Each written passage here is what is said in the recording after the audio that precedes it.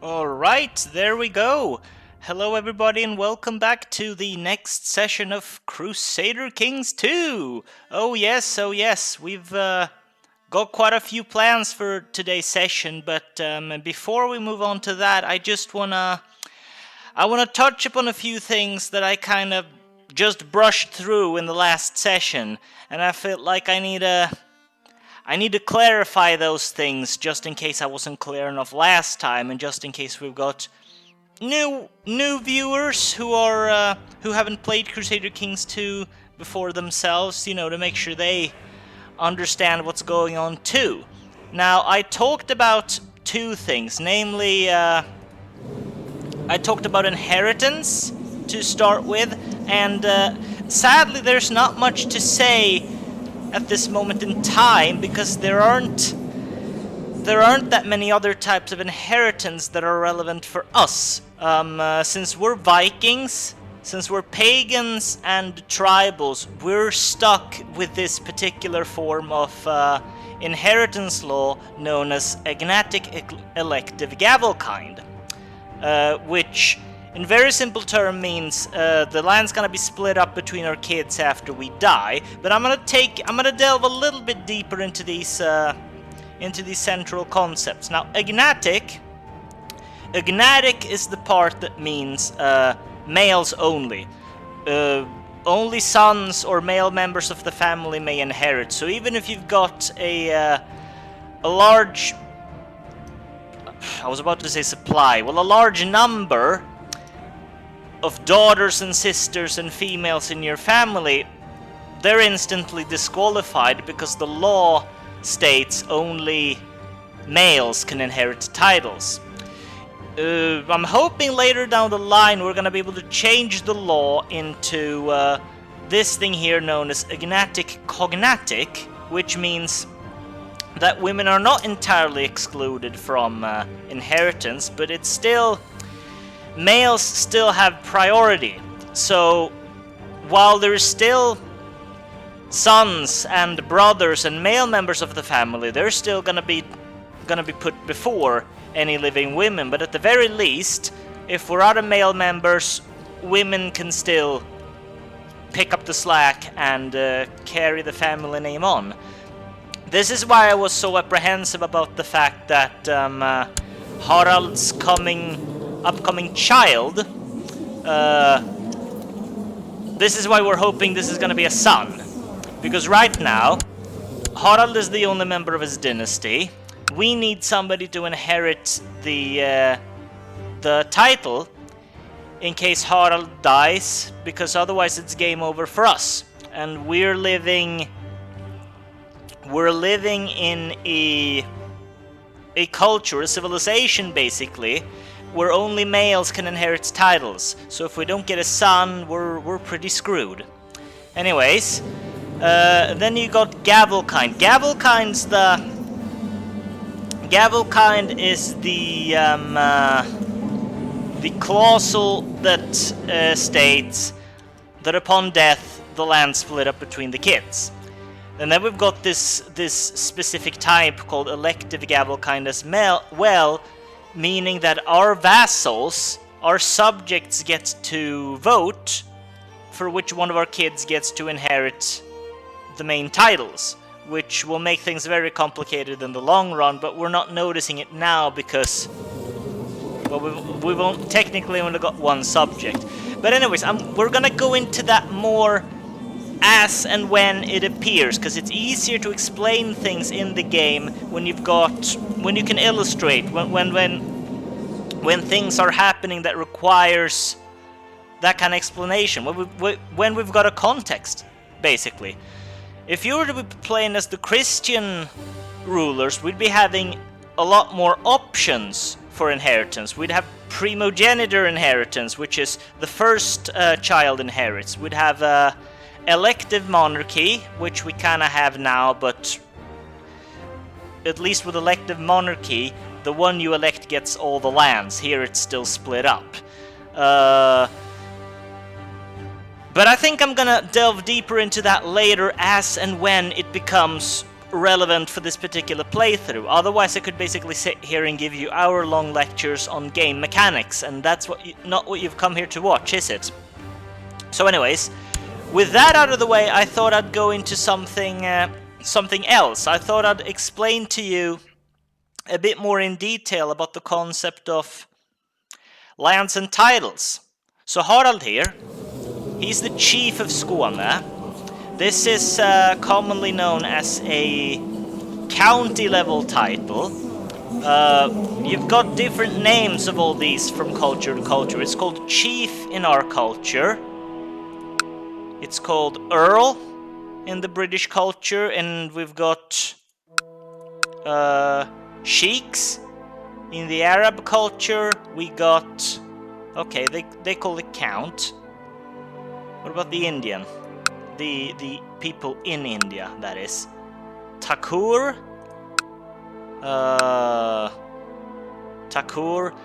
Yeah, but universally it's known as a county level title. So this here is a county, this here's a county, this is a county, this is a county, this is a county, and this is a county. And the tier above a count is known as a duke. So you have three. When you get roughly 2 or 3 counties, maybe even 4 sometimes under your wing, then you've got a duchy. So, for example, the combined counties of Skåne, Blekinge, Halland, and Bornholm here, they will together form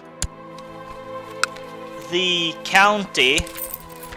It says the county of Scania, but it's essentially the county of Skåne. Scania is the English name for it, but you know, I prefer to call it by the native tongue, because it sounds more authentic that way.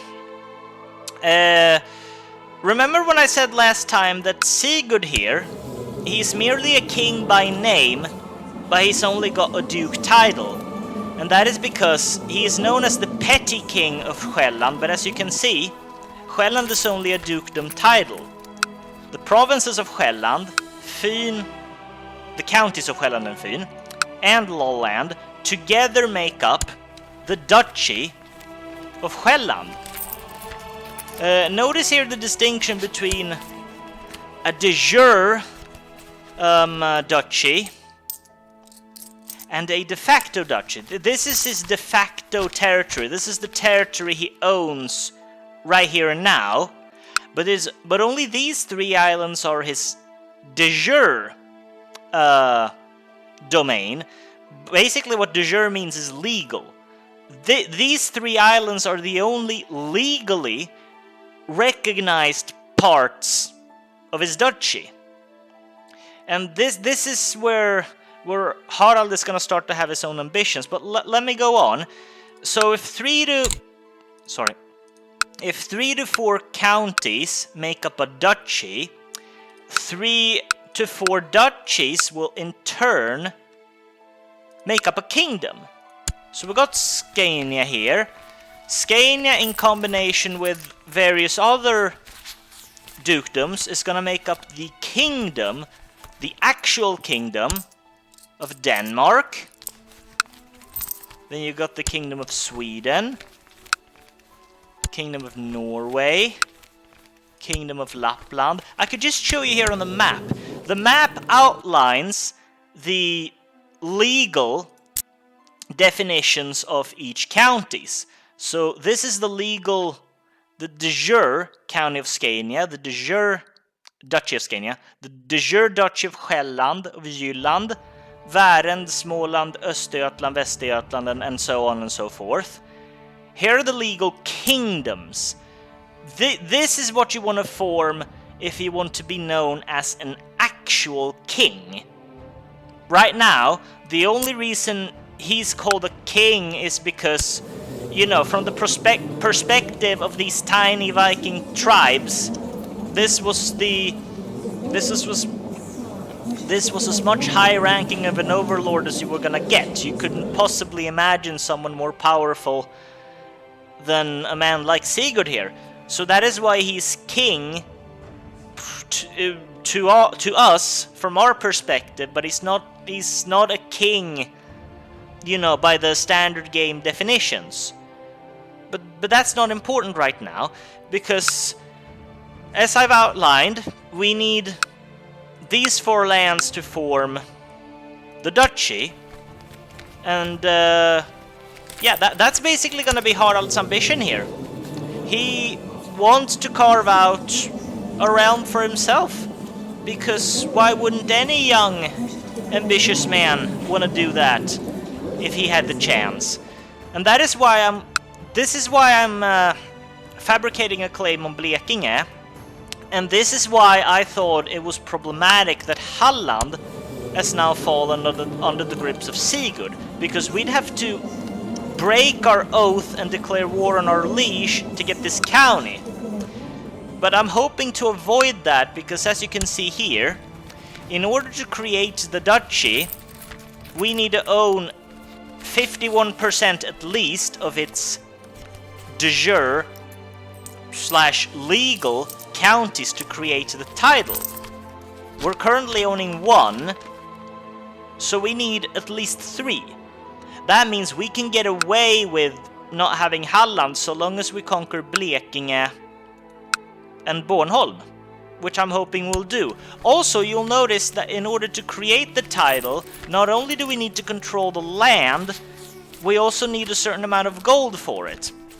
And this is where gold, prestige, and piety is gonna come into play, because you're gonna need... you need 200 piety to create a kingdom, and that's because the idea is it shouldn't be easy for just any random Joe to create their own kingdom. It shouldn't be enough to just simply control the lands through military might. You need a certain level of honor about you. You need a certain level of spirituality around you, because this is how you gained legitimacy back in those days. There weren't no such things as democracy and elections in the medieval times. You gained legitimacy either through familial ties or because the gods basically deemed you as the right guy for the job. And that is why it's useful to collect prestige and piety in addition to gold. So what do we need to create Skåne? We need to control these territories, and then we need to amass almost 200 gold. Well, that should be easy enough. That's part of the reason why we're raiding other places, to build up a war chest that we can use to conquer these places, and then at the same time create ourselves our own petty kingdom here, so we could become the king of Skåne. Wouldn't that be great? So yeah, that's Harald's plan in the short run. He's got his eyes set on forming his own kingdom. That's what he wants to do, and that is the short-term goal of this playthrough. And as you'll see, other Viking rulers have got similar ambitions.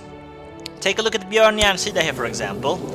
He's attacking Pomerania to take over their lands. Harald Hårfager here, Fairhair, is attacking this piece of land because he wants to subjugate them. No doubt he's gonna try and go after the kingdom title of Norway, because he's already got the ducal title, as you can see on the shield and the portrait. And then you've got this guy here. This is convenient for us. King Vagn of Småland is launching an invasion of Hamburg against the very kingdom itself of East Francia. And as you can see, East Francia here, they're in a little bit of a pickle. In addition to having to fight back a Viking invasion, they're also having their own little civil war. They're defending against Ludwig the Younger in a war against the king. So who is this guy? Ludwig. This is the guy revolting because he considers that the king to be a tyrant That's all I can make out. Maybe he tried to steal his titles, maybe he just wants to unseat the current king and be the king himself. And then another thing I noticed when I looked closer was this. Take a look. It's the king's brother. This is quite literally a civil war between brothers. He's busy fighting his brothers, and that's when King Wangen here decides, okay, I'm gonna take the opportunity to take Hamburg. And like, this is one of the reasons my playthroughs are going at a bit of a slower pace. And I apologize to all of those that were looking forward to, me going on faster. I think I'm going relatively fast, but it's still gonna be a little bit slow paced because this is how I enjoy the game. Not just bumping up to the next level, killing enemies and maxing out my character. I'm a history nerd, and I enjoy to witness history in the making. I like to stop for a while and take a look at things happening in the world as history develops before my very eyes without me really doing anything. Like, take a look here, take a look. Look at the Viking rule in England. We've got Jorvik here, we've got East Anglia, conquered by the Vikings. And the war in Northumbria is still ongoing. Have we got anything more happening? Oh yes, look! You've got civil war in Scotland as well. His brother's attacking his own brother too, to take the kingdom. Vikings are at their doorstep and they're busy fighting each other. And another interesting thing I noticed, by the way, Sigurd here is in prison, and he's expected to be inherited by his one and only son, Knut here.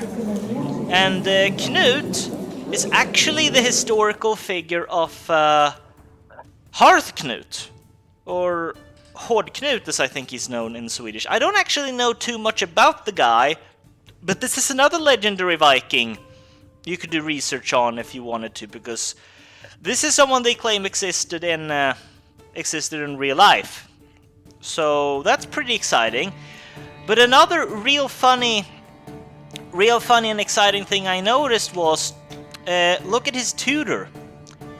Now anybody who's watched the show The Lost Kingdom is gonna know the reference here, because our guy Knut here is tutored by none other than Uhtred of Bebbanburg.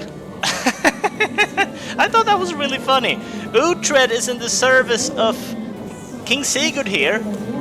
He's the marshal of the realm, and he's tutoring the little 12-year-old heir to be the next ruler.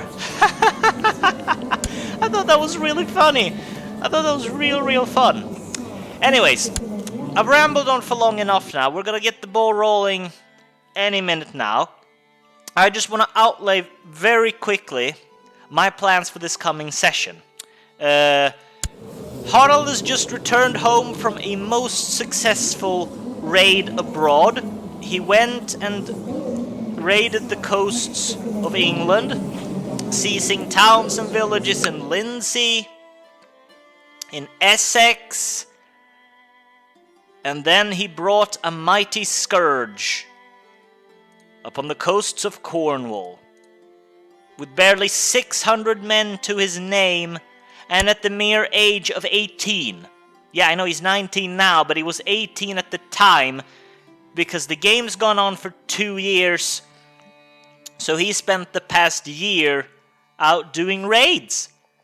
And he got quite a lot of money and prestige for it. And if you'll notice something else,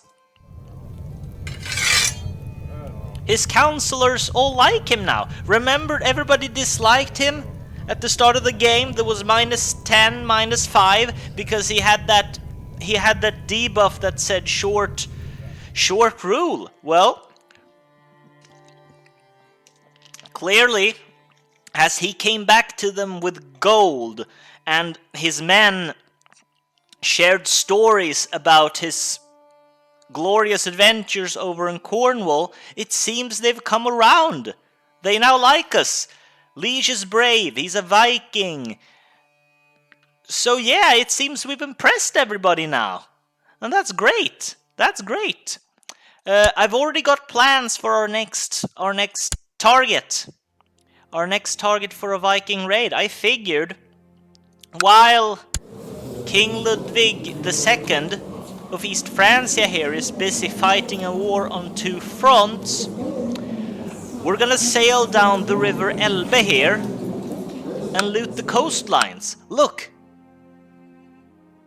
314 guys defending this place.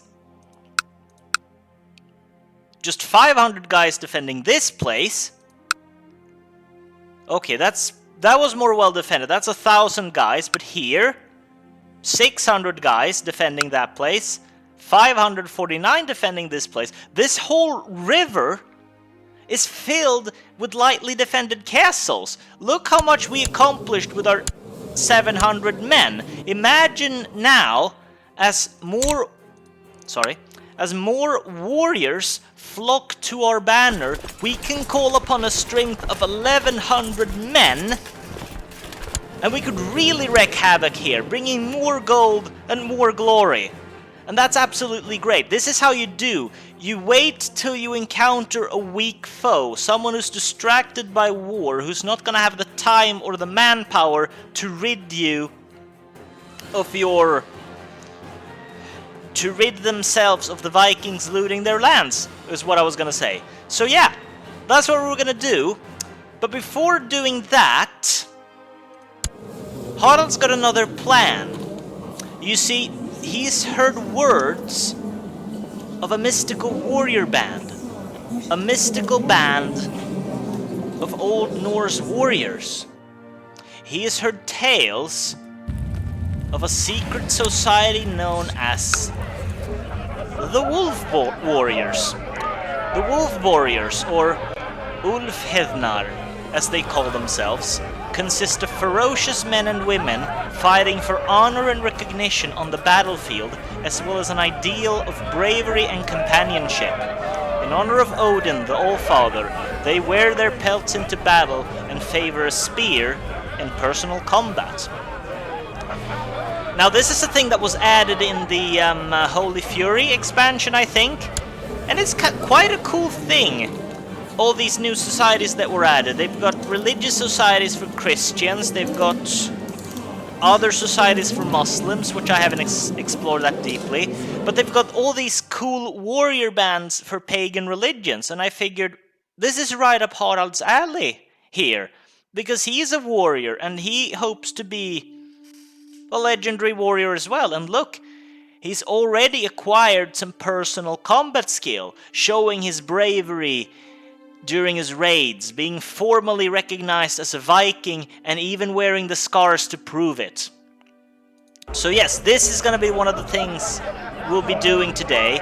Once he's joined in the ranks of these people, and after we've recovered some troop numbers here, then we're going to go on the next Viking raid. But for now, Harald is going to sit tight in Skåne and eagerly await the birth of his first child.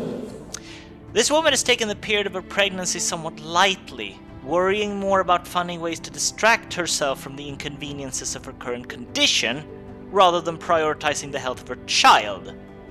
That's not good. That's not good. Harald, you're going to have to keep an eye on her. We want the child to be healthy when he or she comes out. So yeah, yep.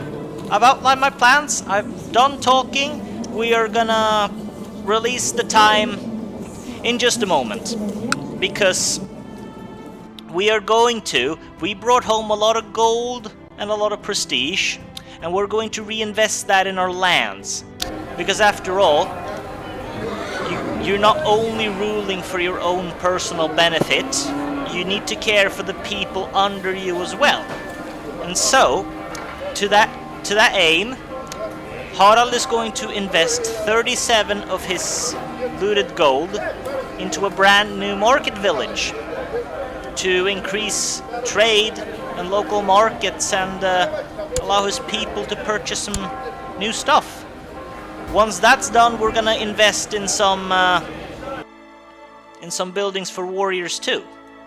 So yeah, that's fun and games. Now, my friends, we're gonna release the time. And we're gonna go on 3 speed because that makes the most sense.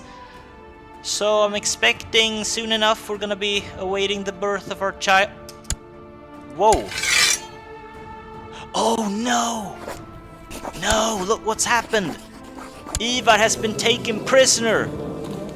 He's been imprisoned by another Irish lord. And since he was the main instigator of this war, it means we've lost. It means we've lost. Both Ivar and Sigurd are imprisoned. Shit, crap. Oh, no, no, no. That's terrible news. That's terrible, terrible news. The Sons of Lodbrok invasion of Lothian has ended. King Ivar has lost. But Sigurd has been released. Okay, that's interesting. He's been released from the dungeons. Was Ivar released too? Yes, he was. Yes, he was released. But he's coming back home with his tails. With his tails? Yeah, with his tails between his legs. Feeling bitterly ashamed of the defeat he suffered.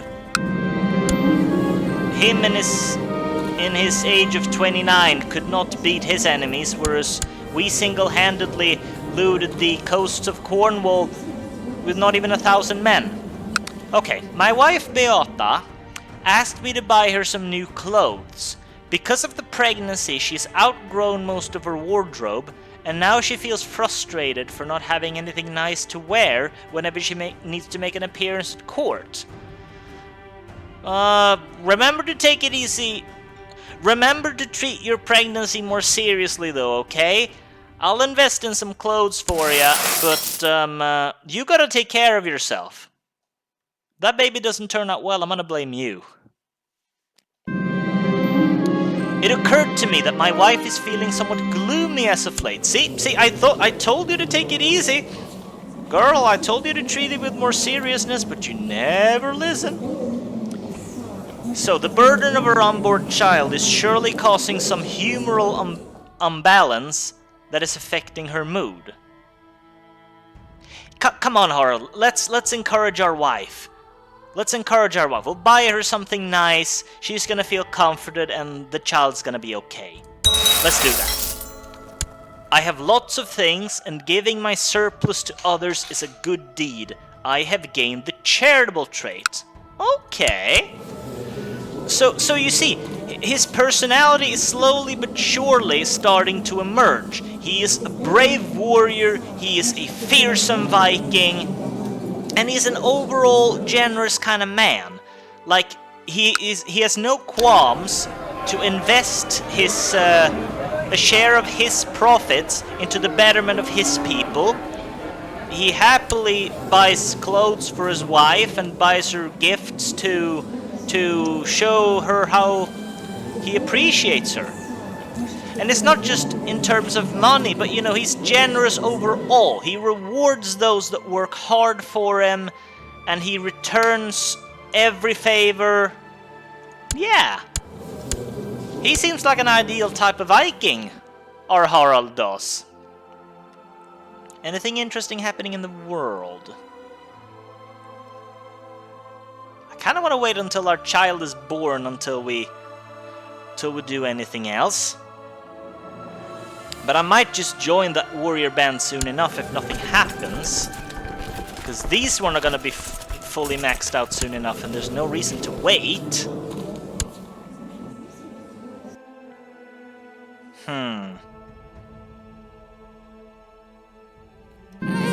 There we go! Oh, a daughter! A daughter was born to Harald of Skåne and Beata of Skåne named Gerd. I'm gonna make my own name. I've got this little random generator here where I'm going to select a Norse name. I know I could just randomize and pick a name, but like there aren't that many good names in these generators to choose from, and I do like to make my own little mark in these here games, so I'm gonna pick up a Viking name generator and pick the first female name that I like the sound of. So,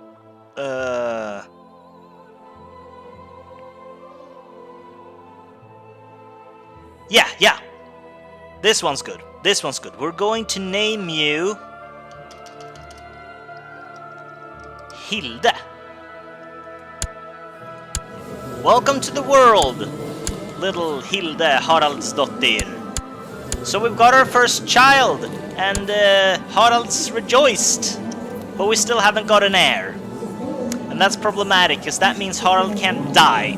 If Harald dies, that's game over. Anyways, with the birth of his child out of the way, Harald is gonna seek up these mystical wolf warriors and ask to join their ranks. Ooh. King Ivar Benlös himself is actually the leader of these guys. King Ivar of Sudreyar of the Wolf Warriors greets me with a brief nod. Another recruit, huh?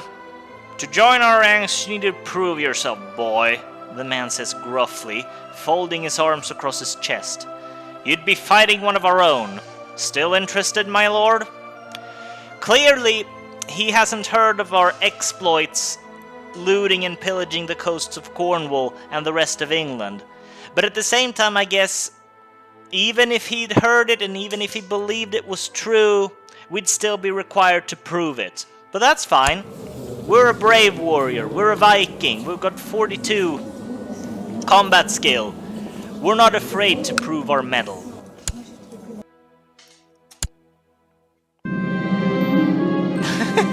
Really? We're gonna be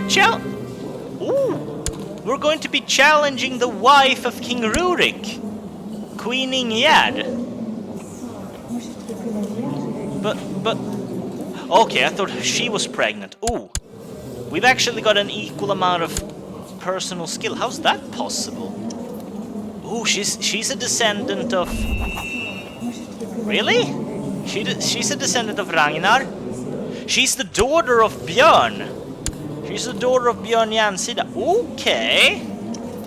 Okay, so she's quite a capable lady then. Anyways, King Ivar the Boneless, or King Ivar Benlös, and the Wolf Warriors have chosen Ingegerd of Munsö as my opponent. The smiling woman eyes me up and down when we're introduced. Fresh meat, huh? She offers mockingly before shoving an elbow into my side, making everyone laugh. A duel for honor, huh? Ooh. Queen Ingegerd is taken aback when I swing my dull spear in a perfect half circle, causing her to fall backwards with a surprised huff. Harald wins! Yes! We won! Woo! Someone proclaims, and my opponent groans. I'm ignoring the pain in my hand, but I have a suspicion it's gonna hurt for a while. Well, whatever. It was worth it. We won the duel! Yay! Ooh, I've got blood on my face. So I got swollen wrists, and she's got... Oh, a black eye. Must have hit her in the eye with that spear. Oh well, it happens. It happens. Okay, so... Oh! To the Honorable Harald of Skåne. During your initiation, your display of bravery and good attitude impressed us all. We would gladly invite you into our ranks. Thank you, my lord. It will be my privilege to join you. As our marshals initiated yet another recruitment drive in Skåne, after the duel, Ingegerd of Munsö asked me for advice on fighting. Huh. A little taken aback, I happily offered to train with her on occasion. Today she thanks me for being a good teacher and a friend, she adds, dunking me on the back before she cocks her head in direction of the sparring grounds. Again? Well, why not, sister? We're becoming friends. Harald's becoming good friends with Björn Järnsida's daughter here, who's married to Rurik. Rurik of Holmgård, the founder of the Rurikid dynasty. That's quite nice. The old wound is finally healed, leaving a pretty grotesque scar. Okay. We're already scarred, though.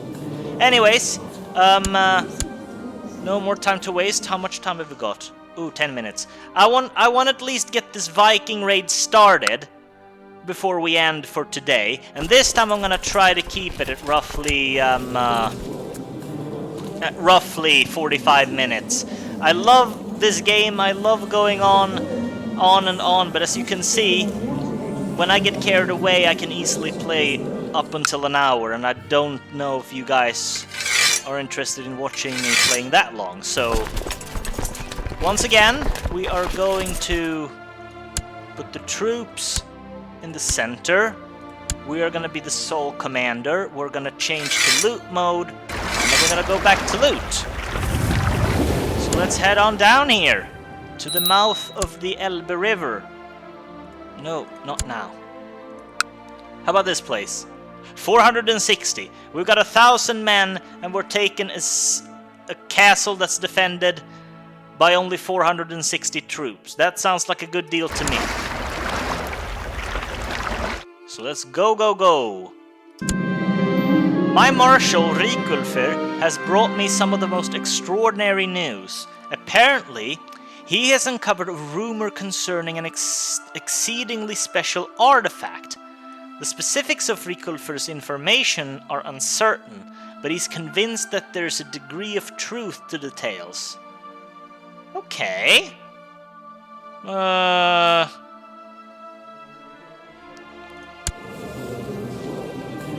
Very well, dude. Like, we are generous. We are willing to invest if we believe it's going to be for the long-term betterment of the realm, so I'm going to give him a chance. Start the search at once, and keep me regularly posted. Eilif is known as the Ill-Tempered. Why are you ill-tempered, Eilif? Why haven't you gone ashore yet, Harald? 5th of December. Oh shit, I hope you'll be getting away before... Ah, okay. They're gonna be fighting. What? My wife is pregnant, but I was away, wasn't I? Yeah, I've been away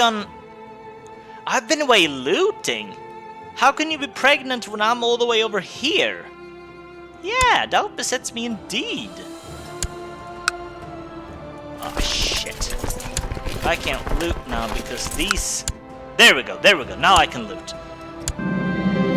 My wife seems to be going through a particularly harsh pregnancy. Perhaps it would be best for her to retire for a few months from public life and think of her health during this delicate period of her time. Yeah, I will indeed tell my wife to take leave for the pregnancy because, as we've seen in today's session, it turns out she's pretty reckless in these matters. Anyways, we're looting. Thankfully, my wife has taken my advice to heart and decided to spend the last months of her pregnancy in seclusion. That's good. I have thought it over, and I cannot be the father of my wife Beata's baby. As it grows in her belly, I have trouble sleeping. I must put this matter to rest. She is deceitful, mind you. I did mention at the beginning of the session last time that she is a socializer, she's got her silver tongue, and she's got a streak of deceitfulness in her, so it's very likely she might be cheating on us. But I don't want to jump to conclusions before we've got something solid, so we're gonna hire somebody to find out. He's making steady progress in search of the artifact. That's great. Let's hope this artifact turns out to be worth it. The maid I hired to gain my wife Beata's confidence has not found anything at all suspicious about her pregnancy. I would confront her directly, but Harald is all the way over here. Yes, he is. He's all the way over here, looting and pillaging this here place, so we can't confront her directly, so we're gonna hire more spies, even though it's gonna cost us a bit. Oh, we're actually assisting in his here siege.